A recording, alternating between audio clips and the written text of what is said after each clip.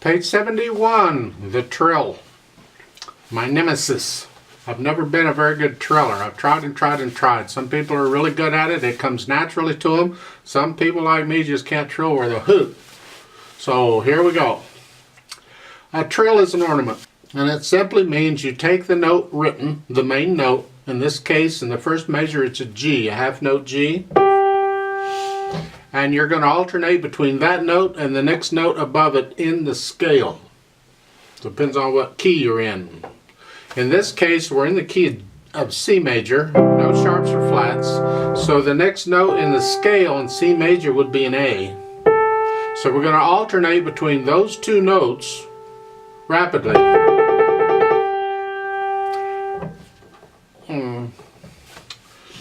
Couple kinds of trills.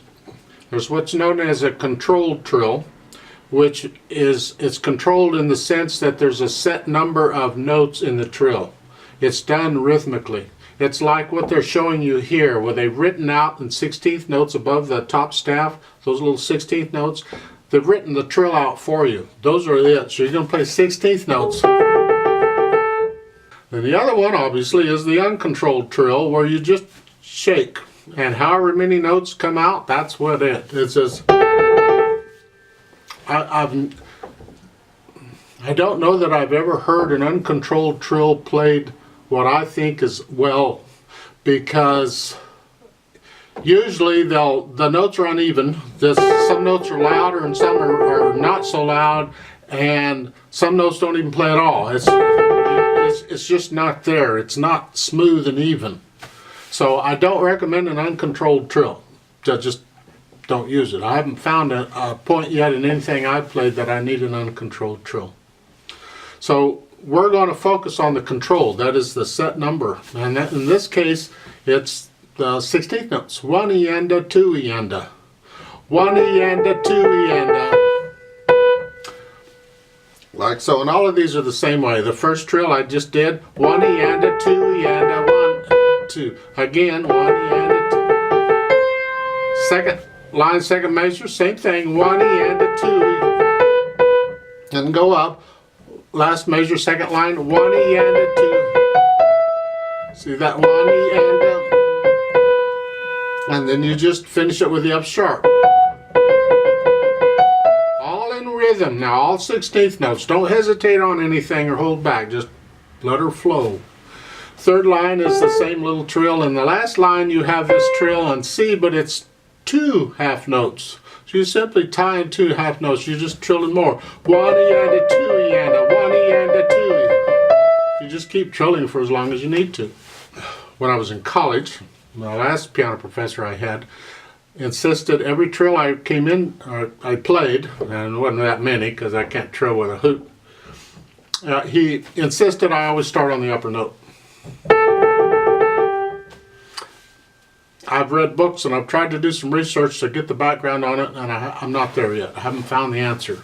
But there's two ways of doing it. Some people will start on the main note like they're showing here. You start on the G. And some people will automatically start on the upper note. I could go into it in a lot more depth, but just know that there's 2 different ways. And I normally start on the upper note. If they hadn't written the trill out, if they just left it with the symbol, that TR and the squiggly do, I would start all of these on the upper note. But they've written it out, so we'll go ahead and play it the way they've written it. And that's really all it is on this. The left hand here is just background. You got to keep it soft. And that can be hard when the right hand is so busy, because you're focused here and that kind of, you want to get tense, you want to get tight, and you have to stay loose. One of the ways you can practice a trill is slowly with a metronome and let the wrist go up and down on the beat. 1, 2. So I'm 1 ienda, 2 ienda, like so.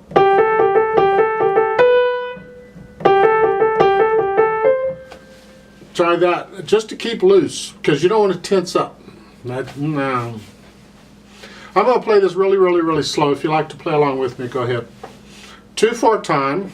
Dynamic, there's not a lot of dynamics. You MP at the start, and that's the right hand,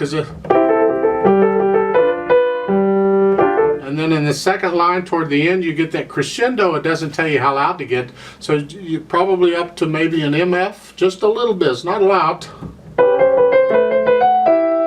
You have to think, where are you going with the crescendo? Where are you after? You're starting out here, but you're ending up on that E, the next line. So you're going from here to here. And you want a crescendo from here to here. So you have to kind of think, here type thing. So it's, and then you back down to medium soft, and at the end you get that little crescendo again. You have to think, where you going? Well, I'm going up to this E. That's where I'm headed. We're gonna slowly crescendo, and we might go up to an F or almost to loud. I don't. Right there. Notice the slurs at the end, and the fingering's good too. Yeah, I like that. Now, one little thing they've done to help you out, I think, is look at the left hand, third line down, first measure. That chord, there's a little dot under that. That's staccato, and that gives you time to move down to this E, which is the next note. So by doing that, so to do the measure right before that, it's here.